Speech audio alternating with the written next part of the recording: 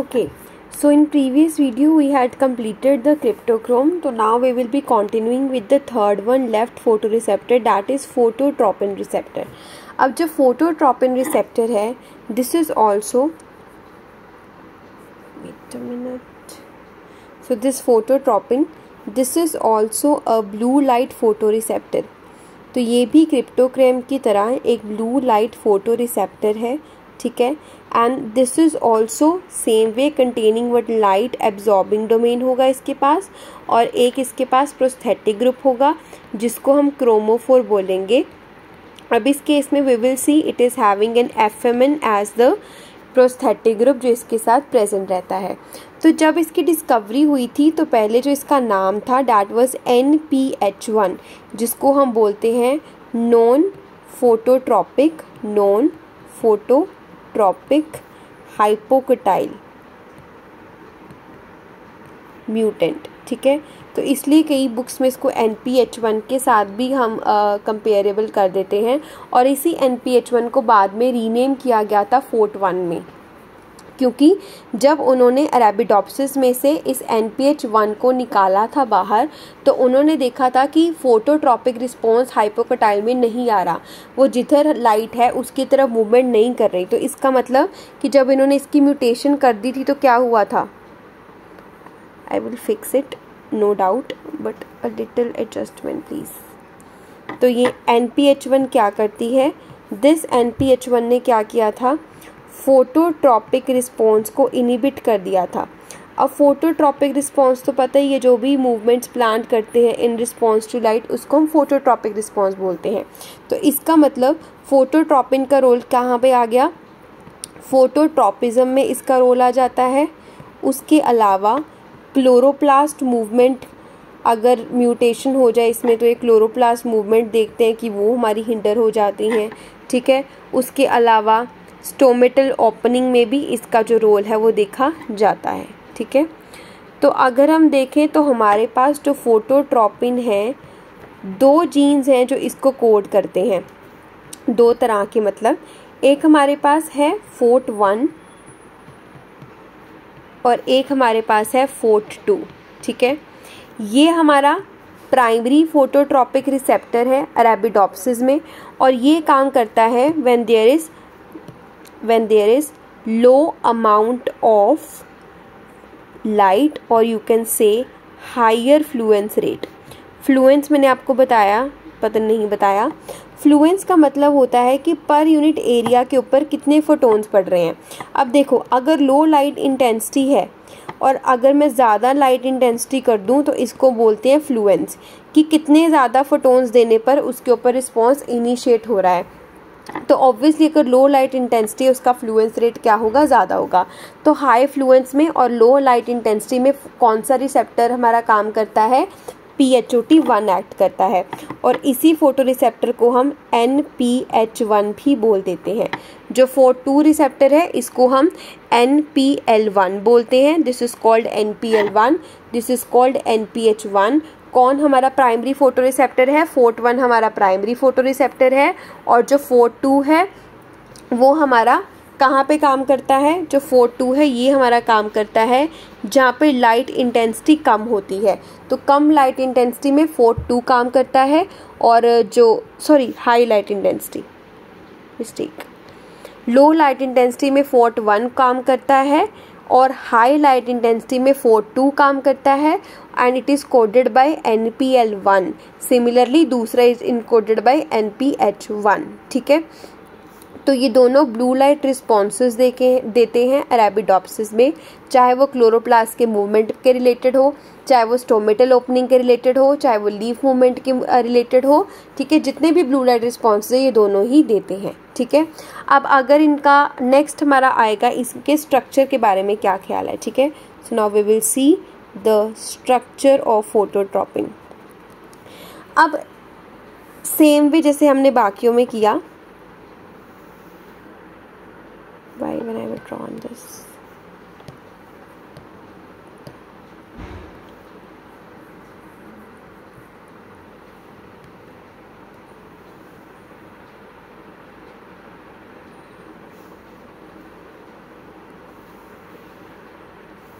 तो अगर हम इसका स्ट्रक्चर देखें तो इसके पास हमारे पास दो डोमेन्स होते हैं। एक डोमेन होता है LOV1 और एक डोमेन होता है LOV2 डोमेन। इधर आपका N टर्मिनल आ गया, इधर आपका C टर्मिनल आ गया सेम वे, और C टर्मिनल की तरफ होता है सीरीन थ्रियोनिन काइनेज। ठीक है, तो एक LOV1 डोमेन हो गया, एक LOV2 डोमेन हो गया। अब ये LOV है क्या? LOV is known as light sensing oxygen voltage, हम इसको बोल देते हैं। और दो इसके पास डोमेन्स होते हैं, LOV1 और LOV2 डोमेन। ठीक है, तो हमारे पास दो लाइट सेंसिंग डोमेन हो गए, LOV1 और LOV2 डोमेन हो गए। और ये दोनों ही जो डोमेन्स हैं, ईच बाइंडिंग, हर एक जो डोमेन है वो आपके FMN के साथ बाइंड रहेगा। FMN जैसे कि मैंने आपको बताया, इसका क्या होता है? प्रोस्थेटिक ग्रुप होता है। ठीक है, फिर डार्क में क्या होगा? अगर तो डार्क, ये तो है आपकी लाइट कंडीशंस कि लाइट कंडीशंस में ये आपका बाइंड है FMN। और अगर यही कंडीशंस आपकी हो जाए डार्क वाली कंडीशंस, तो डार्क वाली कंडीशंस में क्या होगा कि सिर्फ एक ही FMN जो है वो नॉन कोवलेंटली बाइंड करेगा each. In the dark one FMN molecule is non covalently bound to each LOV domain. मतलब कि जब आपकी लाइट कंडीशंस है तो ये कोवलेंटली अटैच रहते हैं, लेकिन तो लाइट कंडीशंस के अंदर ये आपके कोवलेंटली अटैच रहते हैं। लेकिन अगर यही कंडीशंस आपकी डार्क वाली कंडीशंस हो गई तो फिर ये जो FMN है ये आपका नॉन कोवलेंटली अटैच हो जाता है। ठीक है, तो ये थोड़ा सा चेंज देखने को मिलता है। अब देखेंगे एग्जैक्टली होता क्या है। जब आपकी लाइट कंडीशंस होती हैं, ये जो N टर्मिनल का आपका रीजन है ना, ये अब सीरीन थ्रियोनिन एक काइनेज है। इनकी जो एक्टिविटी है ना, जब इस सीरीन और थ्रियोनिन काइनेज के ऊपर फॉस्फोराइलेशन होती है ना, तब इनकी एक्टिविटी इनिशिएट होती है। तो लाइट में क्या होता है कि जो N टर्मिनल है, और यहाँ पे हमारी ब्लू लाइट आएगी, N टर्मिनल एक फॉस्फेटेज को एक्टिवेट करेगा। वो फॉस्फेटेज रिमूव कर देगा फॉस्फेट फ्रॉम C टर्मिनल और रिस्पॉन्स आ जाएगा। अब क्या मैंने बोला ये, क्योंकि डार्क में क्या होता है, डार्क में जो आपका C टर्मिनल रीजन होता है ना, इट गेट्स केज्ड अप। अगर आप इस C टर्मिनल से इस केज को हटाओगे तभी जाके हमारा C टर्मिनल फ्री हो पाएगा और इस पे फॉस्फोराइलेशन करके कोई रिस्पॉन्स आ पाएगा। ठीक है, सो क्या हुआ कि डार्क में जो N टर्मिनल रीजन है, जिसमें आपके LOV1 और LOV2 डोमेन्स हैं, ये दोनों केज करते हैं और इनहिबिट करते हैं सीरीन थ्रियोनिन काइनेज डोमेन की एक्टिविटी को। जब यही चीज़ में ब्लू लाइट आ जाती है, ब्लू लाइट की एब्जॉर्प्शन हो जाती है, फिर क्या होता है, LOV domains result in photochemical changes, जिसकी वजह से काइनेज डोमेन का जो केज स्ट्रक्चर है वो नहीं रहता और यहाँ पे हम फॉस्फोराइलेशन करने के काबिल हो जाते हैं। और ये कैसे होता है, तो मैंने आपको क्या बात बताई कि डार्क में जो आपका C टर्मिनल रीजन है वो होता है केज्ड, और जब लाइट आती है तो क्या होता है, ब्लू लाइट आएगी, LOV डोमेन क्या करते हैं, LOV domain result in a photochemical change, जिसकी वजह से अनकेजिंग हो जाती है ऑफ काइनेज डोमेन, जिसका मतलब आपका C टर्मिनल रीजन। कैसे होती है, by activation and unfolding of J alpha helix. तो आपके जो C टर्मिनल रीजन में है ना, वहाँ पे एक J अल्फा हेलिक्स प्रेजेंट रहता है, उसकी जब ये अनफोल्डिंग कर देते हैं तो C टर्मिनल रीजन आपका एक्टिव हो जाता है। ठीक है, इसी वजह से फिर आके जब उसकी फॉस्फोराइलेशन होती है और वो आगे रिस्पॉन्स जो है वो दे सकता है। ठीक है, तो इसके बाद जो हमारा आता है दैट इज म्यूटेशन केसेस। कैसे म्यूटेशन केसेस, देखो दो हमारे पास डोमेन है, एक LOV1 डोमेन है और एक LOV2 डोमेन है, ठीक है। LOV2 जो डोमेन है that is very essential for blue light induced kinase activation. ये ऑटोफॉस्फोराइलेशन के लिए भी बहुत ज़रूरी है काइनेज डोमेन के, और उसकी एक्टिवेशन के लिए भी काफ़ी ज़रूरी है। अगर आप LOV2 के किसी रीजन को म्यूटेट करते हो, और स्पेसिफिकली अगर हम LOV2 का सिस्टीन रीजन जो है उसको म्यूटेट करते हैं, then we absorb there is no response, कोई ब्लू लाइट जैसा रिस्पॉन्स नहीं आएगा, ठीक है। और यही चीज़ अगर आप कंजर्व्ड LOV1 के सिस्टीन रेसिड्यू को यहाँ से करते हो तो इसकी वजह से कोई भी चेंज नहीं देखने को मिलेगा, वैसे ही आपका रिस्पॉन्स होगा। इसका मतलब कि जो LOV2 डोमेन है वो बहुत ज़्यादा इम्पॉर्टेंट है ऑटोफॉस्फोराइलेशन में भी, एक्टिवेशन में के लिए भी, और आगे जो भी ब्लू लाइट के रिलेटेड रिस्पॉन्सेज हैं उनको कंट्रोल करने के लिए भी। क्यों? क्योंकि इसकी जो पोजीशन है फोटोट्रॉपिन मॉलिक्यूल के साथ ये बहुत इंपॉर्टेंट है। ये आगे एक J अल्फ़ा हेलिक्स के साथ जुड़ा होता है जो कि इम्पॉर्टेंट होता है लाइट ड्राइवन चेंजेस के लिए, तो इसीलिए LOV2 डोमेन का इतना हमारा अहम रोल रहता है, ठीक है। अब उसके बाद हमारे पास दो रिस्पॉन्सेज हम करते हैं। हमें पता है कि जो फोटोट्रॉपिन है वो क्या करता है, वो क्लोरोप्लास्ट मूवमेंट को कंट्रोल करता है, राइट। तो क्लोरोप्लास्ट में भी हमारे पास दो केसेस होते हैं, one is case 1 and the other is case 2। तो केस 1 होगा हमारा लो लाइट इंटेंसिटी, तो लो लाइट इंटेंसिटी में हम देखेंगे कि क्लोरोप्लास्ट पे क्या इफेक्ट होगा, और हम देखेंगे कि हाई लाइट इंटेंसिटी पे क्लोरोप्लास्ट पे क्या इफेक्ट देखने को मिलेगा। तो लो लाइट इंटेंसिटी को हम बोल देते हैं अकमलेशन रिस्पॉन्स, ये भी देखेंगे क्या अकमलेट होगा। इसको हम बोल देते हैं अवॉइडेंस रिस्पॉन्स। अब देखिए, सपोज सर्दियाँ चल रही हैं, आपको पता है कि लो लाइट आ रही है, वहाँ पे धूप सेकने का कोई फ़ायदा नहीं है, तो आप क्या करेंगे, आपने देखा कि धूप सेकने का कोई फ़ायदा नहीं है तो आप वहाँ पे चले जाएंगे, ठीक है, और जब धूप आएगी तो आप सेकने लग जाएंगे। वैसे ही सर्दियों में होगा, जब लो लाइट है, शाम का टाइम है, आप बाहर निकलोगे तो आपने क्या कर लिया, अकमलेट कर लिया।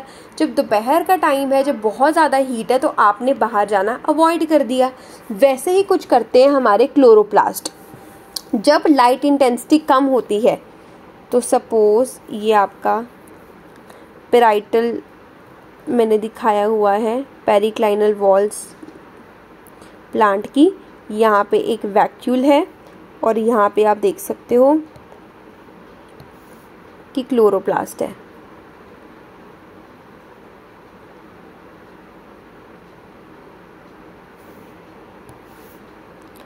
वन, टू, थ्री, 4, 5, ठीक है।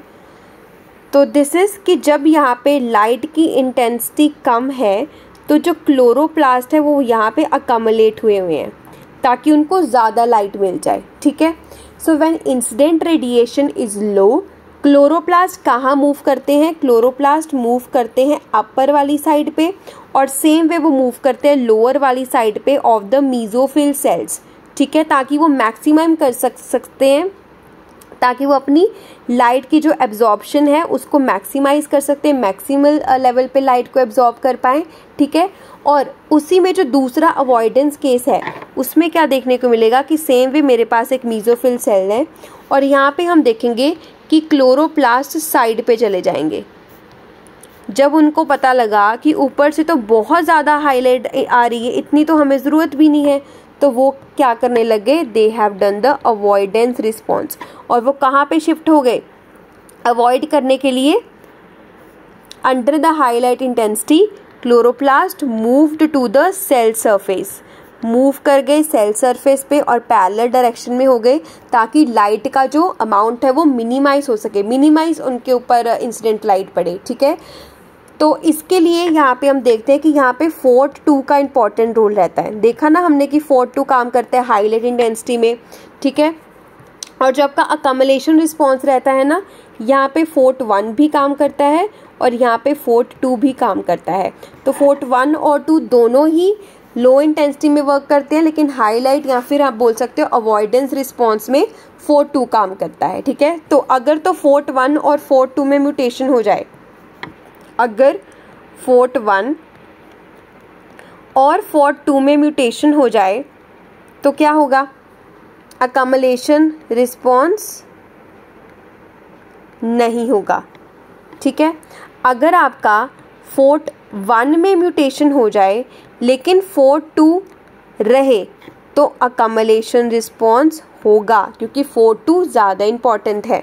ठीक है, सो बोथ 1 और 2 का हो गया तो कोई अकमलेशन रिस्पॉन्स नहीं मिलेगा। ठीक है, रूडिमेंट्री से आपको देखने को मिल सकता है, थोड़ा सा रिस्पॉन्स देखने को मिल सकता है, पर ऐसा कोई मेजर रिस्पॉन्स देखने को नहीं मिलेगा। ठीक है, तो रूडिमेंट्री यहाँ पे अवॉइडेंस भी चलता है और थोड़ा सा अकमलेशन रिस्पॉन्स भी चलता है, वो खुद कंफ्यूज हो जाता है कि उसने क्या करना है।